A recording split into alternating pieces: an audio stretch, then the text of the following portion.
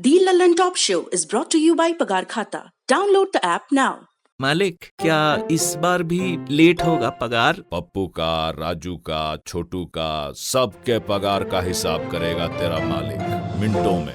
वो कैसे? पगार खाता के आकर्षक फीचर्स के साथ, क्योंकि स्टाफ खुश रहेगा तभी तो बिजनेस आगे बढ़ेगा। आज ही पगार खाता डाउनलोड करें।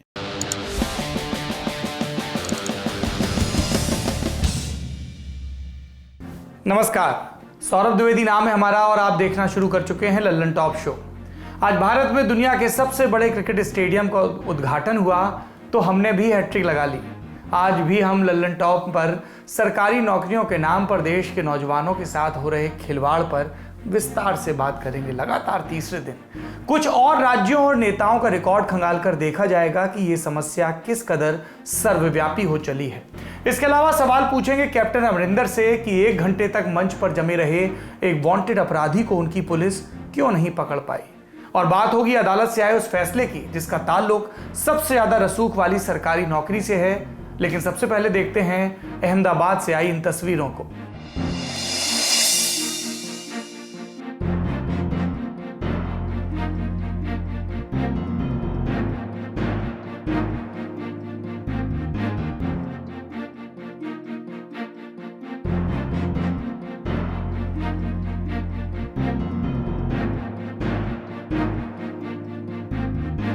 राष्ट्रपति रामनाथ कोविंद ने आज अहमदाबाद में दुनिया के सबसे बड़े क्रिकेट स्टेडियम का उद्घाटन किया। अहमदाबाद के मोटेरा में स्टेडियम पहले से था, तब इसे कहा जाता था सरदार पटेल स्टेडियम। 2015 में इसका पुनर्निर्माण शुरू हुआ, यहां सुविधाएं बढ़ाई गई। अब यहां पर 1,32,000 दर्शकों के लिए जगह है। मैदान को नया नाम भी मिल गया, नरेंद्र मोदी स्टेडियम। इस कार्यक्रम में राष्ट्रपति के साथ गृह मंत्री अमित शाह, खेल मंत्री किरण रिजिजू और बीसीसीआई के सेक्रेटरी जय शाह भी पहुंचे। राष्ट्रपति ने आज स्टेडियम के पास ही स्पोर्ट्स कॉम्प्लेक्स के लिए भूमि पूजन भी किया। यहां पर football, hockey, basketball, kabaddi, boxing और लॉन टेनिस जैसे खेलों के लिए सुविधाएं विकसित की जाएंगी। नरेंद्र मोदी स्टेडियम में आज भारत और इंग्लैंड के बीच डे नाइट टेस्ट भी शुरू हो गया। स्टेडियम में उद्घाटन से पहले भी मुश्ताक अली ट्रॉफी का आयोजन हुआ था, लेकिन आधिकारिक उद्घाटन के बाद स्टेडियम का शेड्यूल काफी बिजी है। यहां भारत और इंग्लैंड के बीच तीसरा और चौथा टेस्ट होगा। इसके बाद दोनों देशों के बीच 5 T20 भी यहीं खेले जाएंगे। नेताओं के नाम पर किसी सड़क, पुल या मैदान का नाम पहली बार नहीं रखा गया। बावजूद इसके जब सरदार पटेल स्टेडियम का नाम नरेंद्र मोदी स्टेडियम हो गया तो हर तरफ चर्चा होने लगी। पटेल की जगह मोदी पर किसी ने कहा कि लौह पुरुष का नाम हटाया नहीं गया। नरेंद्र मोदी स्टेडियम अहमदाबाद में प्रस्तावित सरदार वल्लभ भाई पटेल स्पोर्ट्स एनक्लेव का ही हिस्सा रहेगा। गृह मंत्री अमित शाह जब उद्घाटन समारोह में बोल रहे थे तब उन्होंने इस योजना के बारे में बताया। स्पोर्ट्स कॉम्प्लेक्स जो बनेगा, जिसका ये विशाल स्टेडियम भी एक हिस्सा होगा, इस स्पोर्ट्स कॉम्प्लेक्स में विश्व स्तरीय सभी खेलों की व्यवस्था यहां पर होगी और देश और दुनिया के सभी खेलों के सभी खिलाड़ियों को ट्रेनिंग की भी व्यवस्था पर यहां पर होगी, उनके कोचिज को रहने की भी व्यवस्था होगी और एक साथ 3,000 बच्चे यहां पर अलग अलग खेलों का ट्रेनिंग ले सके, इस प्रकार की व्यवस्था का आज निर्माण और उसकी शुरुआत, इसका भूमि पूजन महामहिम राष्ट्रपति महोदय के हाथ से हो रहा है। फिर बात आई कि राजनीतिक हस्तियों का नाम मैदानों और पुलों को तब दिया गया जब वो इस दुनिया में नहीं रहे। तब क्रिकेट के जानकारों ने याद दिलाया कि एम चिन्नास्वामी ने भी कर्नाटक क्रिकेट एसोसिएशन के चेयरमैन रहते हुए बेंगलुरु में स्टेडियम बनवाया और खुद के नाम पर नामकरण किया। चिन्नास्वामी ने अपनी पूरी जिंदगी क्रिकेट को दी थी। इसी तरह चेन्नई में चेपॉक स्टेडियम का नाम बदलकर एम ए चिदम्बरम के नाम पर किया गया। पेशे से उद्योगपति एम ए चिदम्बरम ने बीसीसीआई और तमिलनाडु क्रिकेट एसोसिएशन में लंबा वक्त बिताया था। जिन लोगों के प्रयास से चेपॉक में स्टेडियम बन पाया उनमें से एम ए चिदम्बरम भी एक थे। लेकिन इस तरह के ज्यादातर उदाहरणों में नाम ऐसे लोगों के आए जो या तो खुद क्रिकेटर थे या फिर उनका क्रिकेट में योगदान था। तब कहा गया कि नरेंद्र मोदी भी गुजरात के सीएम रहते हुए 2009 में गुजरात क्रिकेट एसोसिएशन के अध्यक्ष चुने गए थे। लेकिन इन चर्चाओं के बीच ही सोशल मीडिया पर आज नरेंद्र मोदी स्टेडियम में हो रहे मैच की तस्वीरें भी वायरल हो गईं। ग्राफिक्स में नजर आया कि स्टेडियम में एक एंड का नाम रिलायंस एंड है और दूसरे का अदानी एंड। इसके बाद गुजरात कांग्रेस के कार्यकारी अध्यक्ष हार्दिक पटेल समेत कई विपक्षी नेताओं ने स्टेडियम का नाम पटेल से मोदी के नाम पर करने को लेकर सरकार को घेरना शुरू किया और तब सरकार की तरफ से कमान संभाली सूचना प्रसारण मंत्री प्रकाश जावड़ेकर और कानून मंत्री रविशंकर प्रसाद ने। इन्होंने सवाल कर दिया कि कांग्रेस सरदार पटेल के सम्मान की बात कैसे कर सकती है, पार्टी अपने गिरेबान में झांके। क्या आज तक सोनिया जी और राहुल गांधी ने केवड़िया में जो दुनिया की सबसे ऊंची सरदार पटेल की प्रतिमा बनी है उसकी तारीफ की है क्या? गए भी नहीं। गए भी हैं क्या? इस बात को मैं पूरी गंभीरता से कहना चाहता हूं। जो आज दुनिया में भारत का एक जबरदस्त पर्यटन स्थल बन रहा है, आप लोग भी गए हैं, अभी तक ना वो गए हैं ना उसकी प्रशंसा की है। इससे अधिक और क्या कहा जाए? खैर, नाम पर बहस भले होती रहे, लेकिन स्टेडियम और उसका नया नाम अब स्थायी हो चुके हैं, इसलिए हम भी अब सुर्खियों का रुख करते हैं। पहली सुर्खी बनाई केंद्रीय सूचना प्रसारण मंत्री प्रकाश जावड़ेकर ने। उन्होंने केंद्रीय कैबिनेट के फैसलों की जानकारी दी। बताया कि पुदुचेरी में राष्ट्रपति शासन लगा दिया गया है। दर्शक जानते हैं कि विधायकों के टूटने के बाद कांग्रेस डीएमके गठबंधन की वी नारायणसामी की सरकार अल्पमत में आकर बिखर गई थी।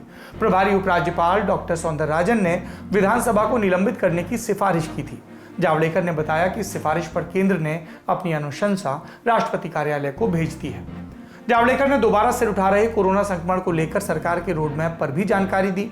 भारत सरकार 1 मार्च से आम लोगों को सरकारी केंद्रों पर मुफ्त टीका लगाएगी। निजी केंद्रों पर लगने वाले टीके के लिए शुल्क देना होगा।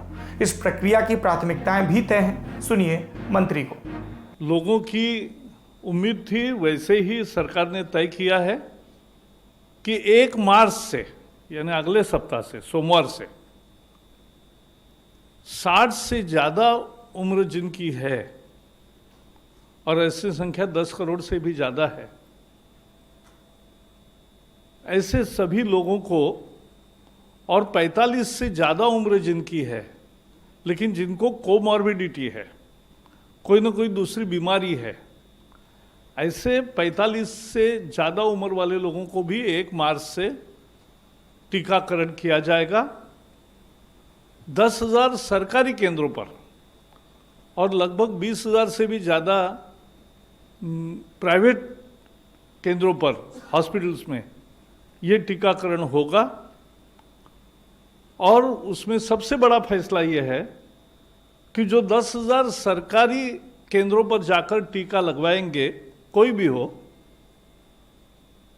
उसको मुफ्त टीका लगेगा।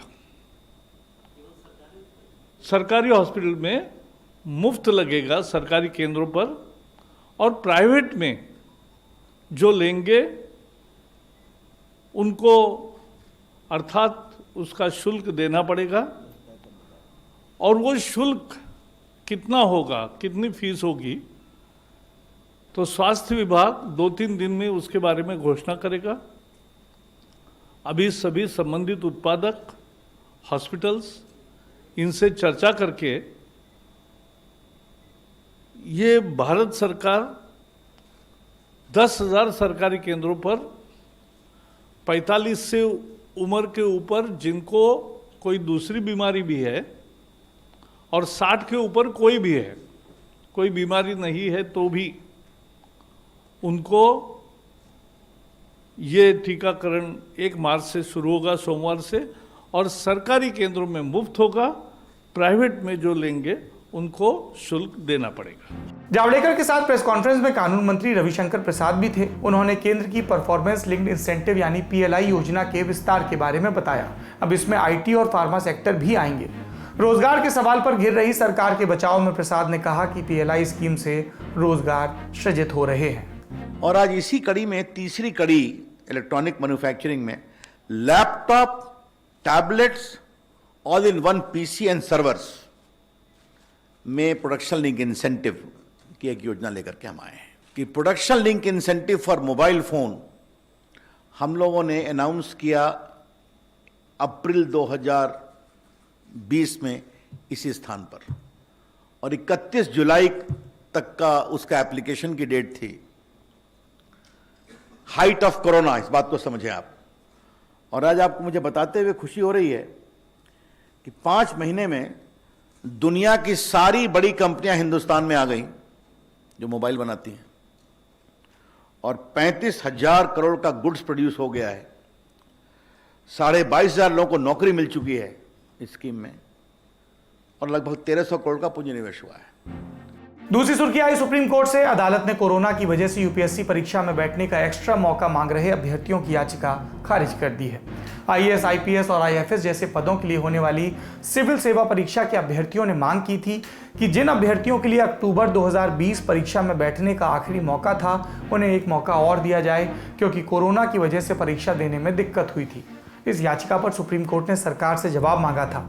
सरकार ने कहा था कि जिन अभ्यर्थियों की उम्र सीमा पूरी हो गई, उन्हें कोई छूट नहीं दी जा सकती। जिनकी उम्र सीमा बची है और मौके पूरे हो गए हैं, सिर्फ उन्हें ही एक मौका और दिया जा सकता है। इसके बाद आज justice M Khanwilkar, justice Ajay Rastogi और जस्टिस इंदु मल्होत्रा ने इस याचिका पर फैसला देते हुए एक्स्ट्रा मौका देने की मांग खारिज कर दी। यूपीएससी की परीक्षा में बैठने के लिए जनरल कैटेगरी के अभ्यर्थी को 32 साल की उम्र तक 6 मौके मिलते हैं और ओबीसी कैटेगरी के अभ्यर्थी को 35 साल की उम्र तक 9 मौके। एससी एसटी कैटेगरी के अभ्यर्थी 37 साल की उम्र तक कितनी भी बार परीक्षा दे सकते हैं। सुप्रीम कोर्ट से जुड़ी ही एक और खबर है। दिल्ली विधानसभा और फेसबुक के झगड़े पर सुप्रीम कोर्ट में सुनवाई पूरी होने के बाद आज फैसला सुरक्षित रख लिया गया। दिल्ली दंगों में फेसबुक की भूमिका की जांच को लेकर दिल्ली विधानसभा की कमेटी ने फेसबुक को तलब किया था, लेकिन फेसबुक ने विधानसभा की कमेटी के सामने जाने से मना कर दिया। इसके खिलाफ फेसबुक इंडिया के वाइस प्रेसिडेंट अजीत मोहन ने कोर्ट में अपील की थी। अजीत मोहन की याचिका पर सुप्रीम कोर्ट ने दिल्ली विधानसभा और केंद्र सरकार को नोटिस दिया था। कोर्ट में दिल्ली विधानसभा की तरफ से वकील अभिषेक मनु सिंघवी ने तर्क दिया था कि रिपब्लिक ऑफ इंडिया के भीतर कोई रिपब्लिक ऑफ फेसबुक बनने का दावा कर रहा है। कोई ये कैसे कह सकता है कि वो यूरोपीय कमेटियों के सामने तो पेश हो जाएगा, लेकिन यहाँ पेश नहीं होगा क्योंकि विषय उनके पसंद का नहीं। भारत सरकार की तरफ से सॉलिसिटर जनरल तुषार मेहता ने भी एक तरह से फेसबुक के दिल्ली विधानसभा में पेश नहीं होने का पक्ष लिया। उन्होंने कहा कि फेसबुक, ट्विटर जैसे सोशल मीडिया से जुड़े मुद्दे अनकंट्रोलेबल ग्लोबल प्रॉब्लम की तरह हैं। ये किसी राज्य की विधानसभा के दायरे में नहीं आते। इस तरह की जांच संसद जैसी राष्ट्रीय स्तर की संस्था के दायरे में आता है। इस तरह की दलील फेसबुक के वकील ने भी पेश की। वकील का नाम हरीश साल्वे। इन तर्क वितर्कों के बाद सुप्रीम कोर्ट में लंबी सुनवाई पूरी हो गई। अब कोर्ट का फैसला आने का सबका इंतजार है। तीसरी सुर्खी की तरफ बढ़ते हैं। इसका ताल्लुक किसान आंदोलन से है। राकेश टिकैत अब संसद घेरने की बात कर रहे हैं। अब की कॉल पार्लियामेंट की होगी, पार्लियामेंट की, और कहेगा जाएंगे, पार्लियामेंट पर जाएंगे, कहेगा जाएंगे। ये 4 लाख ट्रैक्टर नहीं होगा, 40 लाख ट्रैक्टर जाएगा, 40 लाख ट्रैक्टर। अब की बार हर क्रांति होगी। हर क्रांति में क्या क्या चीज इस्तेमाल होती है, वो सारी चीजें इस्तेमाल होगी हर क्रांति में।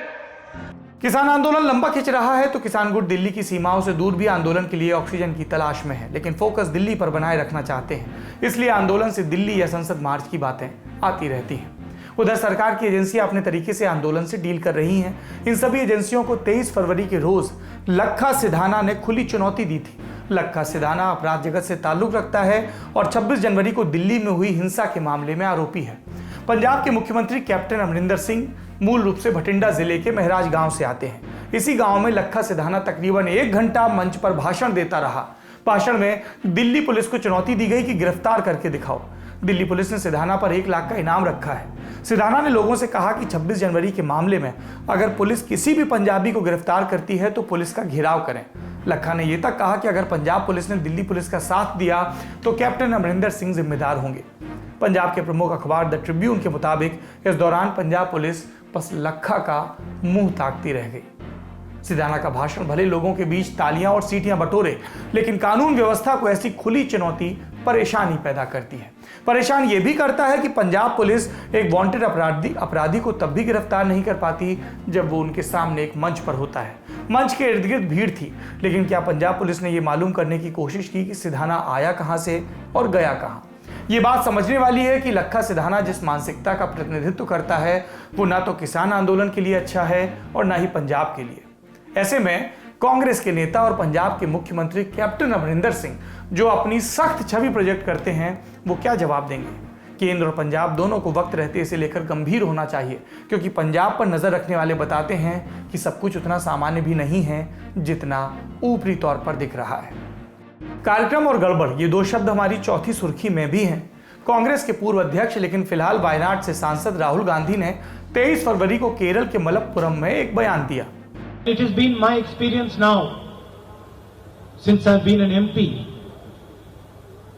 I have also got to understand a little bit about the wisdom of the people of Kerala. For the first 15 years, I was a member of parliament in the north. So I had got used to a different type of politics. And for me, coming to Kerala was very refreshing, because suddenly I found that people are interested in issues, and not just superficially, but going into detail in issues. Rahul का ये बयान आया और कभी मौका न चूकने वाली भाजपा ने उन्हें निशाने पर लिया। पार्टी अध्यक्ष जेपी नड्डा से लेकर तमाम नेताओं ने राहुल को घेरा, लेकिन सबसे आगे रही अमेठी की मौजूदा सांसद, जिन्होंने राहुल को उनके परिवार की सुरक्षित सीट से उठाकर वायनाड भेजा। मोदी कैबिनेट में महिला और बाल विकास मंत्री स्मृति ईरानी। मुझे लगता है इस प्रकार की घृणा और नफरत को अपने आप में हार के 1.5 साल बाद भी पालना इस बात का संकेत है कि वो किस प्रकार के व्यक्ति हैं, जो किस प्रकार की रंजिश रखते हैं, जो किस प्रकार का द्वेष रखते हैं।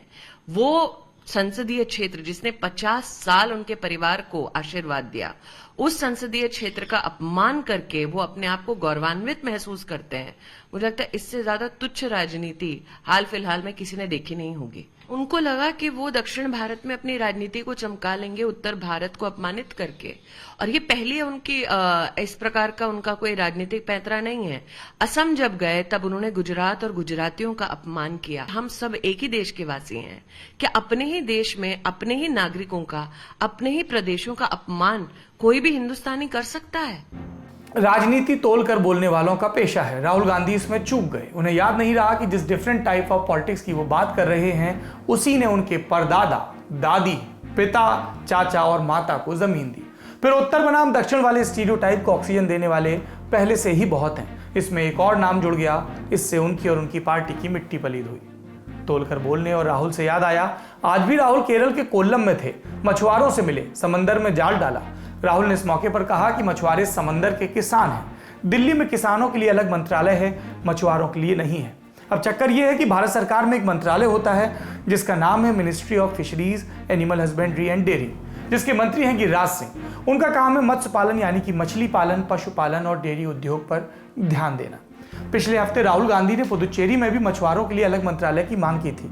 तब गिरिराज सिंह ने इटालियन में ट्वीट करके कहा था कि इटली में भी मत्स्य पालन के लिए अलग से मंत्रालय नहीं है, वो कृषि और वन मंत्रालय के तहत आता है। लेकिन राहुल गांधी फिर भी डटे हैं। हो सकता है कि राहुल एक ऐसे मंत्रालय की बात कर रहे हों जो सिर्फ मत्स्य पालन पर ध्यान दे, या हो सकता है राहुल गांधी को इस बात का इल्हाम ही ना हो कि जिन सरकारों का वो कई दफा हिस्सा रहे, उनके परिवार के लोग, उनकी पार्टी के लोग रहे, वहां पर एक फिशरीज से जुड़ा मंत्रालय है जो एक कलेक्टिव कई मिनिस्ट्रीज का हिस्सा है। लेकिन बात यहां पर वही है कि वो कहते क्या हैं और उसका नतीजा क्या निकलता है। हम अपनी बात एक सुधार के साथ दोहरा देते हैं। राजनीति तोलकर और स्पष्ट बोलने वालों का खेल है। 5वीं सुर्खी बनाई प्रधानमंत्री नरेंद्र मोदी ने। उन्होंने आज फिर खुलकर निजीकरण का समर्थन किया। कहा कि सरकारी उपक्रम सिर्फ इसलिए जारी नहीं रखे जा सकते क्योंकि वो पहले के समय में स्थापित किए गए। कई ऐसे पब्लिक सेक्टर एंटरप्राइज हैं जो लॉस मेकिंग है। इनमें से कई को टैक्स पेयर्स के मनी द्वारा सपोर्ट करना पड़ता है। एक प्रकार से जो गरीब के हक का है,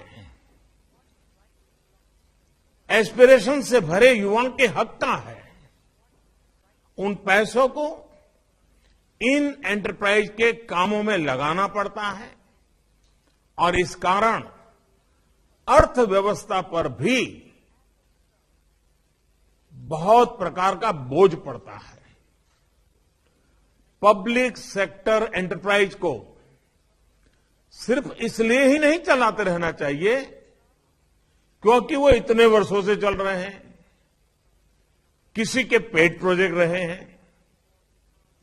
पब्लिक सेक्टर एंटरप्राइज किसी विशेष सेक्टर की जरूरत को पूरा कर रहे हो, किसी स्ट्रैटेजिक इंपॉर्टेंस से जुड़े हो, तो मैं इस बात समझ सकता हूं और उसकी आवश्यकता भी समझ सकता हूं।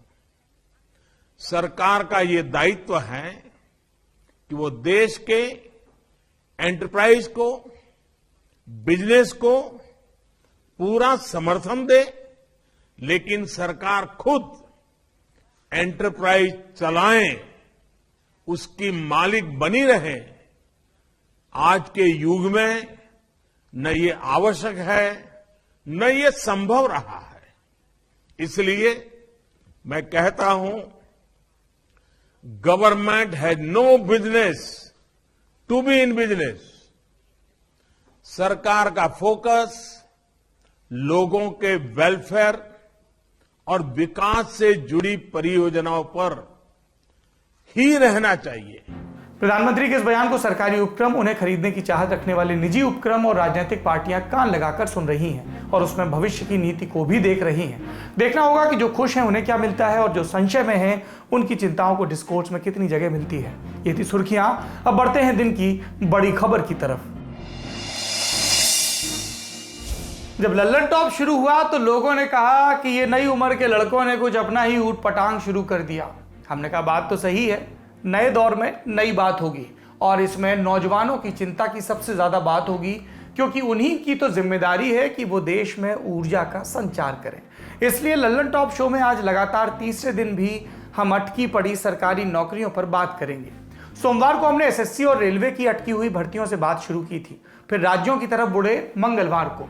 लेकिन नौकरियां देने का ये जो और ना देने का ये जो दलदल था और गहरता होता गया। आप में से कई लोगों ने कमेंट किए कि इन राज्यों में भी गड़बड़ है। फिर हमने जब देश के किसी भी राज्य का नाम लेना शुरू किया और गूगल सर्च शुरू की तो पता चला कि सब जगह वही हाल है। हर जगह सरकारी तंत्र ने नौकरियां फंसा रखी हैं। मंगलवार के शो में हमने राजस्थान, यूपी, छत्तीसगढ़ और एमपी जैसे राज्यों की बात की थी। आज कुछ और राज्यों की बात। सबसे पहले बात बिहार की। जब बिहार की बात करेंगे तो शिक्षा व्यवस्था पर ज्यादा वक्त आज खर्च नहीं करेंगे। हम जानते हैं कि कैसे किस्से चलते हैं, कैसे 3 साल का ग्रेजुएशन 5 साल में पूरा होता है, कैसे टॉप करने के लिए पढ़ाई नहीं जुगाड़ चाहिए, नकल करते छात्रों की तस्वीरें और पॉलिटिकल साइंस को प्रोडिकल साइंस बोलने वाली टॉपर। शिक्षा व्यवस्था से जुड़ा एक मुद्दा है सरकारी स्कूलों में शिक्षकों की कमी। आप कहेंगे ये पूरे देश का मसला है, सही बात है, लेकिन बिहार में समस्या कुछ ज्यादा ही गंभीर है। 19 सितंबर 2020 को लोकसभा में सांसद धर्मवीर सिंह के सवाल का जवाब देते हुए केंद्रीय शिक्षा मंत्री रमेश पोखरियाल निशंक ने पूरे देश में शिक्षकों की कमी का राज्यवार ब्यौरा दिया था। केंद्रीय शिक्षा मंत्री ने बताया था कि पूरे देश के सरकारी स्कूलों में 10,60,139 शिक्षकों के पद खाली हैं। इनमें से अकेले बिहार में 2,75,255 पद खाली हैं। ये तो समस्या की बात हो गई। अब समाधान पर बात करते हैं। 2017 में बिहार शिक्षक पात्रता परीक्षा यानी BTET कराने को लेकर अभ्यर्थियों ने प्रदर्शन किया, अनशन पर बैठे, तो सरकार ने परीक्षा करा दी। कई महीनों तक रिजल्ट नहीं आया तो दोबारा से प्रदर्शन हुआ, तो 2018 में रिजल्ट आ गया, लेकिन बहाली अभी भी दूर थी। इसके बाद आया अगला बरस 2019 का और महीना जून का, फिर से प्रदर्शन हुए तो 94,000 शिक्षकों की बहाली का नोटिफिकेशन निकाल दिया गया। नोटिफिकेशन आ गया, स्टूडेंट्स पास हो गए। अब चुनौती थी कि जहां जहां वैकेंसी थी वहां पर आवेदन किया जाए, क्योंकि मामला ऑफलाइन का था और सभी अभ्यर्थियों को अलग अलग जिलों में जाकर फॉर्म भरना था। बाद में बिहार सरकार को याद आया कि ऑफलाइन आवेदन में तो गड़बड़ी की जा सकती है, तो कहा गया कि सभी आवेदन ऑनलाइन होंगे। सभी आवेदन ऑनलाइन ले लिए गए। आज तारीख है 24 फरवरी 2021, लेकिन अब तक 94,000 शिक्षक बहाली में नियुक्ति प्रक्रिया शुरू नहीं हो सकी है। उदाहरण और भी हैं। मार्च 2017 में BPSC यानी बिहार लोक सेवा आयोग ने एक वैकेंसी निकाली। इसके जरिए अलग अलग विभागों में 1,284 असिस्टेंट सिविल इंजीनियर भर्ती किए जाने थे। लगभग 1.5 साल बाद 15 सितंबर 2018 को प्रीलिम्स का एग्जाम हुआ। 30 जनवरी 2019 को प्रीलिम्स का रिजल्ट आया। फिर फरवरी में प्रीलिम्स एग्जाम के कुछ सवालों पर विवाद शुरू हुआ। BPSC के जवाब को गलत बताते हुए अभ्यर्थी हाईकोर्ट गए। हाईकोर्ट की सिंगल बेंच ने BPSC को एक्सपर्ट कमेटी बनाकर विवादित सवालों की जांच करने का आदेश दिया। साथ में यह भी कहा कि अगर इन अभ्यर्थियों का दावा सही निकलता है तो इनका अलग से मेंस लिया जाए। इस बीच 27 से 31 मार्च 2019 तक मेंस के एग्जाम हो गए। मुख्य परीक्षा के बाद 21 मई 2019 को BPSC पटना हाईकोर्ट के सिंगल बेंच के जजमेंट के खिलाफ डबल बेंच में गया। डबल बेंच ने 5 जनवरी 2021 को सिंगल बेंच के फैसले को निरस्त कर दिया। इसके बाद 25 जनवरी 2021 को मेंस का रिजल्ट आया। इंटरव्यू की तारीखें जारी हो गई। आसान भाषा में इस भर्ती को इस तरह समझिए कि 2017 में वैकेंसी आई, 18 में प्री एग्जाम, 19 में मेंस, 20 में कोर्ट कचहरी, लॉकडाउन और चुनाव, 21 में मेंस का रिजल्ट, अभी इंटरव्यू होने हैं। इसके बाद डॉक्यूमेंट की जांच और ट्रेनिंग वगैरह, फिर कहीं जाकर नियुक्ति मिलेगी। 4 साल पूरे हो चुके हैं, अभी कितने और लगेंगे नहीं पता। इस बीच छात्र पटना में दर्जनों बार प्रदर्शन कर चुके हैं, लाठी खा चुके हैं, कोर्ट कचहरी, मंत्री, सांसद उनके घरों के चक्कर काट चुके हैं नियुक्ति पूरी करने की गुहार लेकर। लेकिन सरकार अपनी गति से काम कर रही है नीतीश कुमार की। बीपीएससी असिस्टेंट इंजीनियर भर्ती और 94,000 शिक्षक भर्ती, ये सिर्फ उदाहरण है। इनसे आप बिहार में सरकारी भर्तियों की स्थिति का अंदाजा लगा सकते हैं। बिहार के बाद अब पड़ोसी राज्य झारखंड चलते हैं। हेमंत सोरेन वहां पर मुख्यमंत्री हैं, झारखंड मुक्ति मोर्चा के नेता। उनकी सरकार में कांग्रेस और आरजेडी की हिस्सेदारी है, लेकिन नौकरियों का हाल यहां भी बाकी राज्यों जैसा है। झारखंड कर्मचारी चयन आयोग यानी जेएसएससी की कई ऐसी भर्तियां हैं जिनके रिजल्ट का इंतजार अभ्यर्थियों को 2 साल से ज्यादा समय से है। झारखंड उत्पाद सिपाही प्रतियोगिता परीक्षा 2018, विशेष सेवा आरक्षी क्लोज कैडर प्रतियोगिता परीक्षा 2018, कारा वाहन चालक प्रतियोगिता परीक्षा 2018, इंटर स्तरीय संयुक्त प्रतियोगिता परीक्षा 2017 जैसी कई भर्तियां सरकारी तंत्र ने उलझा कर रखी हैं। इसके अलावा जेएसएससी की ऐसी परीक्षाएं भी हैं जिनकी सारी प्रक्रिया पूरी हो चुकी है, लेकिन नियुक्ति का अता पता नहीं। इसमें पंचायत सचिव लिपिक परीक्षा, एएनएम प्रतियोगिता परीक्षा, तकनीकी सामान्य ग्रेजुएट पात्रता परीक्षा, झारखंड वनरक्षी प्रतियोगिता परीक्षा, झारखंड आरक्षी प्रतियोगिता परीक्षा आदि शामिल हैं। जेएसएससी में 11,000 से ज्यादा पदों पर भर्ती अटकी है। आए दिन अभ्यर्थी रांची आते हैं, प्रदर्शन करते हैं और अगली तारीख का आश्वासन लेकर वापस चलते हैं। चलते चलते अब झारखंड से इसके बगल के राज्य बंगाल चलते हैं। साल 2017 में यहां पर 30,000 शिक्षकों की भर्ती के लिए WBTET यानी पश्चिम बंगाल शिक्षक पात्रता परीक्षा का नोटिफिकेशन निकाला गया।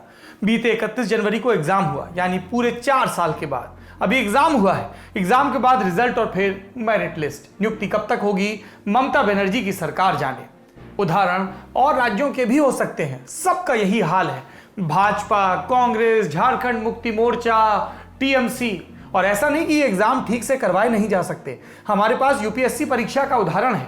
यूपीएससी कई परीक्षाएं करवाती है, सबका तय कैलेंडर, उस कैलेंडर के हिसाब से परीक्षाएं और नियुक्तियां, कहीं कोई बाधा नहीं आती। सवाल सिर्फ इतना है कि इसी तरह नौकरी देने की नीयत से राज्य सरकारें परीक्षाएं क्यों नहीं कर पाती।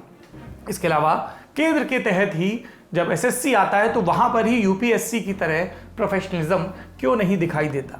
देश के किसी भी छात्र को क्यों परीक्षा पास करने के बाद भी बरसों नौकरी का इंतजार करना पड़ता है। ये सवाल अपनी सरकारों से पूछिए, अपने नेताओं से पूछिए, क्योंकि आप पूछेंगे नहीं तो उन्हें जवाब देने की बाध्यता महसूस नहीं होगी। जनता के पूछने में बड़ी ताकत होती है। अब चलते हैं अगली बड़ी खबर की तरफ। पंजाब के मशहूर गायक सरदूल सिकंदर की मौत हो गई, जिसकी वजह है कोरोना का संक्रमण। इसके अलावा महाराष्ट्र से एक अपडेट है, वहां के कैबिनेट मंत्री छगन भुजबल वो भी कोरोना से संक्रमित हो गए हैं। हम जानते हैं कि कोरोना संक्रमण के दौर में पहले खबरें आती थी नामी लोगों के कोरोना से ग्रसित होने की या उनमें से कुछ के मरने की, लेकिन पिछले कुछ महीनों से ये खबरें कम हो गई थी। अब फिर से आने लगी हैं क्योंकि कोरोना जोर पकड़ रहा है। कई राज्यों में कोरोना के उतने ही नए केस आने लगे जितने 5-6 महीने पहले आते थे। कोरोना का संक्रमण बढ़ रहा है तो लॉकडाउन भी आ गया है, यानी पाबंदियां बढ़ाई जा रही हैं और नए नियम लगाए जा रहे हैं। तो राज्यों के क्या नए नियम हैं और केंद्र के क्या नियम हैं? आप दूसरे राज्य से दिल्ली आना चाहते हैं तो क्या करना पड़ेगा, और विदेश में हैं और भारत आ रहे हैं तो क्या करना पड़ेगा? सब बातें विस्तार से जान लीजिए। पहले ये समझते हैं कि कोरोना का ये नया खतरा कितना बड़ा है। बात समझ में आएगी नए आंकड़ों से। पिछले 24 घंटे में देश में कोरोना के 13,742 नए मामले आए और 104 लोगों की मौत हुई। ये आंकड़े ज्यादा क्यों कहे जा रहे हैं, ये समझने के लिए हमें पिछले एक हफ्ते के आंकड़े देखने होंगे। पिछले गुरुवार को कोरोना के 13,193 नए मामले आए और 97 लोगों की मौत हुई। एक हफ्ते बाद नए मामलों और मौतों दोनों का आंकड़ा बढ़ गया और ये चिंता की बात है। पिछले एक हफ्ते में महाराष्ट्र और केरल में हर दिन औसतन 4,000 से ज्यादा नए कोरोना केस दर्ज हुए।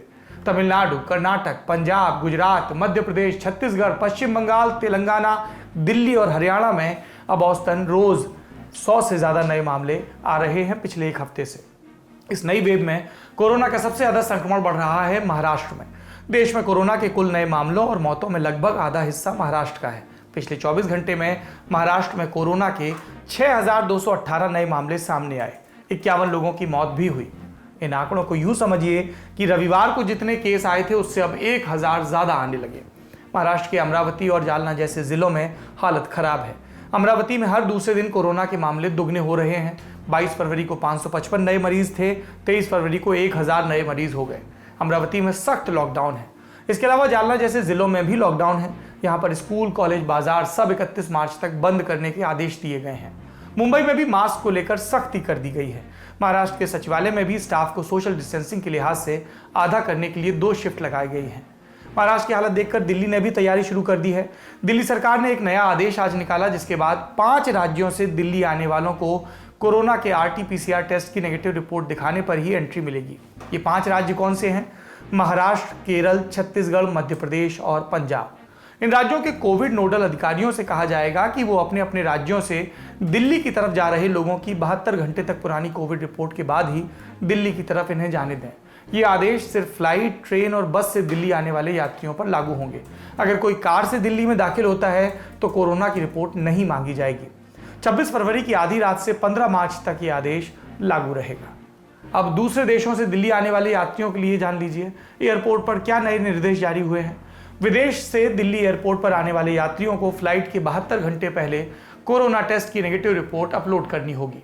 यूके, यूरोप और मिडिल ईस्ट से आने वालों के लिए एयरपोर्ट पर RT-PCR टेस्ट जरूरी कर दिया गया है। कोरोना के मामले अब क्यों तेजी से बढ़ रहे हैं, ये समझने के लिए केंद्र सरकार भी प्रयास कर रहा है। स्वास्थ्य मंत्रालय ने देश के 9 राज्यों में उच्च स्तरीय टीम भेजी है। ये 9 राज्य हैं महाराष्ट्र, केरल, छत्तीसगढ़, MP, गुजरात, पंजाब, तमिलनाडु, पश्चिम बंगाल और केंद्र शासित प्रदेश जम्मू कश्मीर। हर कमेटी में 3 सदस्य होंगे और स्वास्थ्य मंत्रालय के संयुक्त सचिव लेवल का एक अधिकारी इन कमेटियों को हेड करेगा। एक आशंका यह भी चल रही है कि यूके या साउथ अफ्रीका वाले कोरोना के नए वेरिएंट से संक्रमण ज्यादा तेजी से फैल रहा है। इस पर कल ICMR ने बयान दिया, कहा कि महाराष्ट्र, केरल जैसे राज्यों में कोरोना बढ़ने का कारण कोरोना के 2 नए वेरिएंट्स नहीं है, कोई ताल्लुक इनमें नहीं है। अब वैक्सीन पर बात कर लेते हैं, क्योंकि उसी के जरिए हम इस महामारी से भिड़ पाएंगे। हम जानते हैं कि भारत में अभी कोविशील्ड और कोवैक्सीन नाम के 2 कोरोना टीके लग रहे हैं। अब रूस के स्पुतनिक V2 टीके को भी इमरजेंसी यूज की इजाजत देने पर सरकार में विचार चल रहा है। आज के ललन टॉप शो में इतनी ही जानकारियां दे पाऊंगा। विदा लेता हूं। विदा लेने से पहले 2 निवेदन। 2020 के फरवरी में पूर्वी दिल्ली के दंगों पर ललन टॉप की डॉक्यूमेंट्री आ गई है। हम कोशिश कर रहे हैं कि हर महीने एक नई डॉक्यूमेंट्री आपको दिखाएं। इस डॉक्यूमेंट्री का नाम है दिल्ली। आप इसे ललन टॉप के आधिकारिक YouTube चैनल, Facebook पेज या फिर हमारी वेबसाइट पर देख सकते हैं। एयरक्राफ्ट अहमदाबाद की सरजमी पर लैंड कर चुका है, जिसके साथ अहमदाबाद की सड़कें इस वक्त इंतजार कर रही हैं डोनाल्ड ट्रंप के स्वागत की। और ये एक झलक है।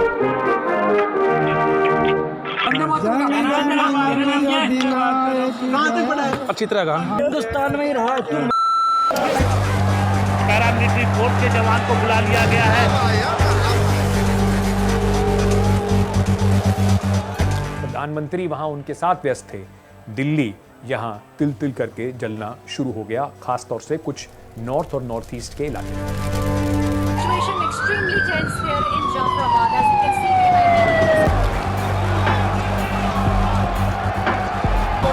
असली तबाही ह्यूमन टर्म्स में अंदर की गलियों में हुई। ये मीनार है ये जिसमें झंडा लगाया था। राजधानी पब्लिक स्कूल। राजधानी यहाँ पे जंगल गए ना, दीवार है थोड़ी नीचे वाली, उस पर लग रही थी गुलाल। थोड़ी आगे ना बॉर्डर बन गया था। ये वही गैराज है। 14 फरवरी को तो शादी हुई थी और 25 फरवरी को खत्म, 11 दिन में खत्म। आंखों में आपको चीखें सुनाई देती हैं।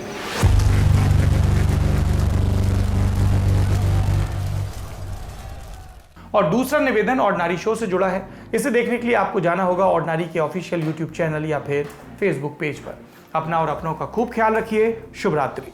रुजिरा बनर्जी के पास थाईलैंड की नागरिकता है और वो ओवरसीज सिटीजन ऑफ इंडिया है। वैसे तो उनका परिवार दिल्ली बेस्ड एक बिजनेस फैमिली है, लेकिन रुजिरा थाईलैंड में भी रही हैं। अभिषेक से उनकी पहली बार मुलाकात दिल्ली में हुई थी, जब अभिषेक दिल्ली के एक कॉलेज में पढ़ाई कर रहे थे। साल 2012 में दोनों ने शादी कर ली। ये शादी भी काफी हाईफाई शादी थी। उस वक्त कई जगहों पर रुजिरा का नाम जसमीत आहूजा रिपोर्ट किया गया था। बहुत कम ही लोग उनके असली नाम के बारे में जानते थे। रुजिरा अधिकतर मीडिया से दूर रही, लेकिन मार्च 2019 में कस्टम डिपार्टमेंट की छानबीन की वजह से वो खबरों में आई। वो थाईलैंड से कोलकाता लौट रही थी, तब एयरपोर्ट पर कस्टम अधिकारियों ने उन्हें रोक लिया क्योंकि उस वक्त कथित तौर पर उनके पास 2 किलो सोना था, वो भी बिना किसी आधिकारिक डिक्लेरेशन के। उन्हें कस्टम एक्ट 1962 के सेक्शन 108 के तहत नोटिस जारी किया गया। सब कुछ आजमाया और तब मैंने माना कि सिर्फ सच्ची सहेली ही है महिलाओं के उन मुश्किल दिनों की हर समस्या, जैसे कठिन दर्द, अनियमितता, खून की कमी, थकान व कमजोरी जैसी सभी प्रॉब्लम्स के लिए नंबर 1 औषधि एवं टॉनिक। सच्ची सहेली, महिलाओं के लिए सबसे भरोसेमंद औषधि एवं टॉनिक।